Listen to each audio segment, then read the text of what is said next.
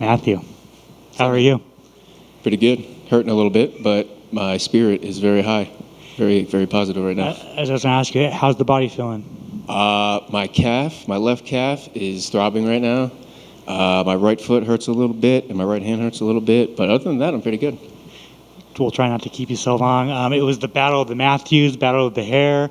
How do you feel about your performance? Happy with it for sure. Not satisfied, but very happy with myself for turning it around after so not great performance last fight, and then coming in here, putting in a lot of work for this last training camp, and just mentally, spiritually, and physically just being ready to go. I went over Jake Matthews is big. What's that mean to you?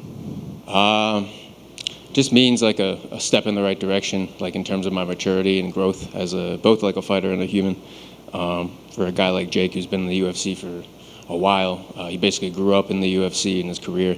He's fought, some of the best guys, so therefore he is one of the best guys that the UFC has to offer. So it's cool, man. Someone put out a stat that you have 7 knockdowns in 7 fights, and then you have 2 15-second knockouts. I mean, that's crazy, right?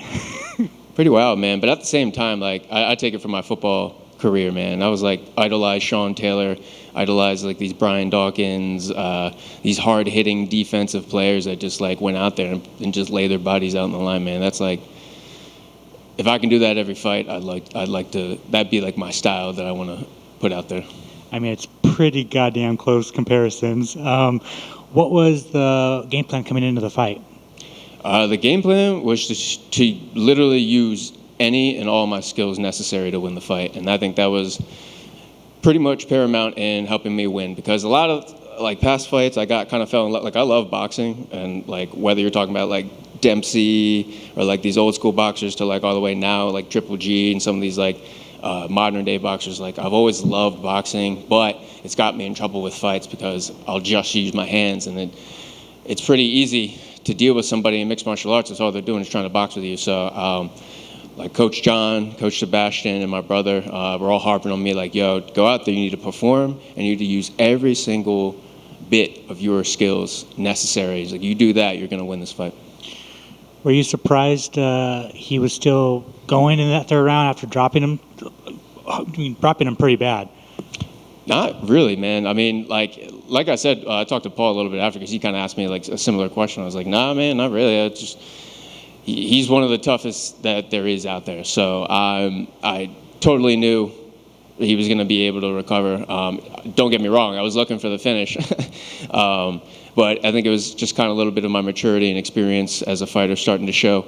It's all right, I drop him, I'll give a couple hard shots to try to finish it and put it away. But once I realize, okay, I missed, all right, let's settle down before I blow my whole wad, and then he can turn it around on me.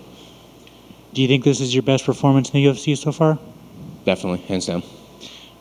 And then just rate your 2022. You went 2-1, two really impressive wins, and then a fight at UFC 277 that got the crowd. You lost, but it was still a fun fight. So just rate yourself. Yeah. Excuse me. Stomach. I give myself probably a B, maybe a B minus or something like that. I don't like to give myself too much credit because there's a side of me that wants to be you're the champ, you're great, this and that, which is good. You need that positivity. But at the same time, man, you got to reel yourself back. And I've been more of the reel myself back, which has got me in trouble too. Because when I went into the Alex Moreno fight, I kind of gave him a little bit too much respect, too much oh, this is a veteran, I got to really be careful here, Whereas this fight I went in, I'm you know what, I don't care how many fights this dude has. I'm a beast, man. I'm going to go out there and show it. So awesome. And then when would you like to return? Are you looking to get 3 fights again next year? And is there anybody, I know that you were calling for that Ian Gary fight, but is there anybody else on the top of your head that you want to fight?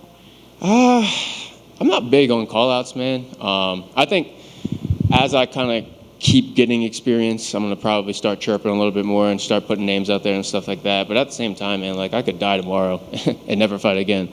So we'll see. I've always loved all the UFC, all that the UFC's offered me.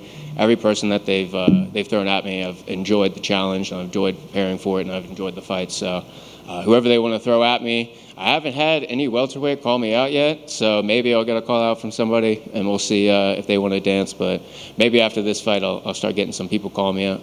And last two for me. Plans still with the hair? Are you still letting it grow? Oh, of course, man. Yeah. I think we talked about this before, man. I think when we were doing an interview, and I was like, man, I'm going to grow this hair out, and then I'm telling you, when I'm retired, that's when it's coming off. Insane. And then finally, did you watch the new Andor series on Disney Plus, new Star Wars series? No, I'm not gonna lie, man. I wanted to, but this, and even from I'm like a huge gamer, tabletop and video games and stuff like that. I'm a huge nerd. I put that stuff aside this training camp reluctantly because I needed to focus on this fight. So that's probably gonna be a common thing for me.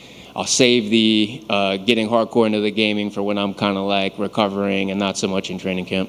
But I am going to probably get right on the Andor. So it seems like you're going to have a nice holiday binge watching some shows? Of course. Congrats. Thanks, brother.